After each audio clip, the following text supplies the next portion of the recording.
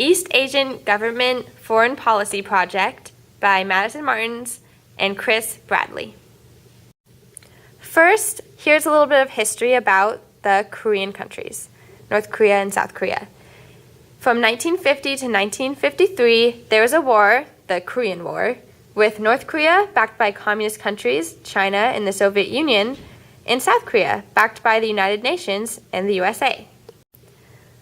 Most of their differences are because of their extremely different government systems. The Korean Demilitarized Zone separates the two Koreas to this day, and there are still minor incidents along it. Since the Korean War, North Korea has been ruled by many generations of the Kim family. Most of Korea's people's struggles come from no voting or freedom of speech rights, even though these rights are in their constitution. President Kim Jong-un is basically a dictator who controls everything. South Korea is understandably more like the U.S., with executive, judicial, and legislative branches. South Korea also has presidential elections with a multi-party system. The president has a 5-year term. In the past, Korea was occupied by Japan and forced to speak Japanese. This has created a sense of nationalism in all Koreans, North Koreans and South Koreans. One of their biggest struggles that is connected to this is their racism towards foreigners.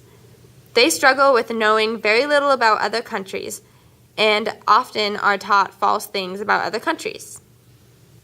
Now, a little bit about Japan and China's histories. In 1939 to 1945, Japan was involved in World War II, which led to the bombing of Hiroshima and Nagasaki. The acute effects killed 90,000 to 166,000 people in Hiroshima and 60,000 to 80,000 in Nagasaki. This was a large conflict for Japan and one of the most recognized struggles for them.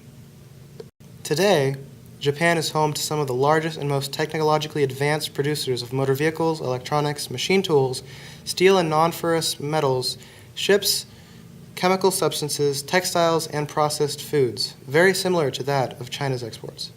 Some commonalities between Japan and China are that they both have very strong economies and export many commodities to the world, but Japan has 1/10 of China's population.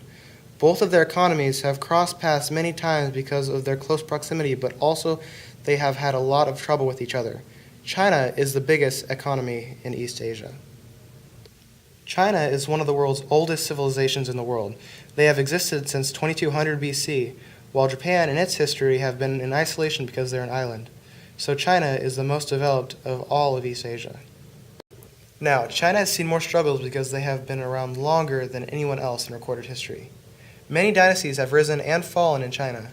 China and Japan, along with South Korea and other East Asian countries, have some of the most prosperous economies in the world. China's biggest imports are electrical and other machinery, oil and mineral fuels, optical and medical equipment, metal ores, and motor vehicles, while their exports are electrical and other machinery, including data processing equipment, apparel, radio telephone headsets, textiles, and integrated circuits. China has very open trading systems. The U.S. is one of China's biggest partners, and the gross domestic product of China ranks second behind the U.S. All in all, East Asia has one of the most successful economies in the world. Low-cost, skilled workers, and abundant natural resources contributes to this success.